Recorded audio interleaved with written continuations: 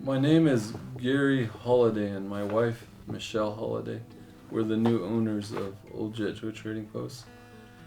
We are actually owners of a company called Navajo Spirit Tours, which is an outfit company. We're known to take tourists throughout Monument Valley area, and we've been in business for about close to 20 years.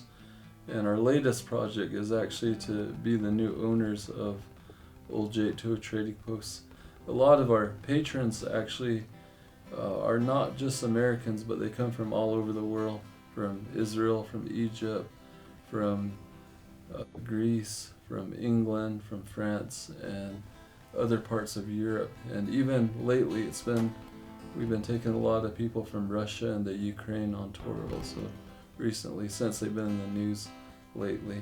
And the reason that we're actually perfect for this project is because we actually teach the history of the Navajo people within the Monument Valley area. So I'm Michelle Holiday, and again, I'm the other half of Garry Holiday, who has taken on this project and has a business site lease for Oljato Trading Post. And I think, he touched on the world and how we bring the world partly to Monument Valley, and we're able to teach culture and history, but we're also artists. And so my art is the art of clay, and I've been doing pottery for 20 years. And so with the Oljato Trading Post, it's made of clay and it's made of rock. And so for me, it's almost like being on a playground that I'm able to fix and renovate and do things. And so together we're able to put our two talents together, and we'll be able to make Oljato Trading Post the community hub again. The gentleman who actually originally built this trading post, and Oljato Trading Post actually has been added on in the history of being built. But the original gentleman that built this trading post, his name was Joseph Heffernan, and he came into the Oljato area in a pivotal part of the history of Native people in America. And Navajo people were in a transitional state, and a lot of Navajo people were very dependent on a lot of crops, planting crops, corn, squash, watermelon, beans, and having fruit orchards of apricot and peach trees. And also not only in season of hunting, but they were reliant on a lot of the livestock herds that were brought into the area. And one of the main sources of meat was actually from the domesticated sheep that originated from the Spanish herds in the 1500s. And so with the droughts and the change of the culture and a lot of Navajo land being shrunk by the boundaries getting a lot smaller, we need to learn to utilize what little resources we had in this area. And so when Oljato Trading Post was built, it was during that time in history that provided a lot of the necessities that Navajo people needed: flour and sugar and salt and coffee. And a lot of these items were traded actually with Navajo people for their artwork. And you see a lot of Navajo artwork, whether it's in silversmithing or in basket making and clay, and the production of a variety of arts that are useful in our daily lives. And so Navajo people would come here and they would trade. And the people who actually we know a lot of history that built most of the sections of this Oljato Trading Post were John and Louise Witherill. And they came in 1921. And over the process of quite a few years, they added on to the sections of Trading Post, which we now see today. I think a lot of things inspired us to take on the renovation project, but the main thing for me when we were offered the Oljato Trading Post was the reminiscing of the days that when we first came to Monument Valley, or I did 35 years ago, when Evelyn Jensen had the trading post. I used to come over and I would just take my kids over and hang out. And my first friends were at the Oljato Trading Post.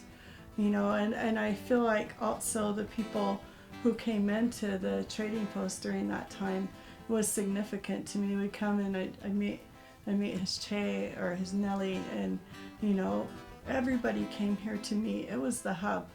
And to go by and see it boarded up and just to see it dilapidating, it was sad, and it was sad for the community.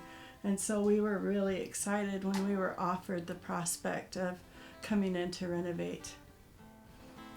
The restoration of Oljato Trading Post actually happened a few years ago, and this was actually before COVID, and I think it was 2005. A gentleman, a professor out of Blanding named Bob McPherson, he was able to get volunteers together, and a lot of cleanup was done by these volunteers that came into Oljato at the time to maybe even renovate the trading posts. And the funding wasn't available, and I've heard estimates that they petitioned to try to get upwards of $1 million for the restoration, and at that time that money wasn't available, and so it just kind of got left dormant. But they did add on a roof. I've discovered lots of things, and one of them pertains to what he was just talking about, where they've added on rooms and added on different things. And we took out the shelves that were in the original trading posts where people went in to buy goods.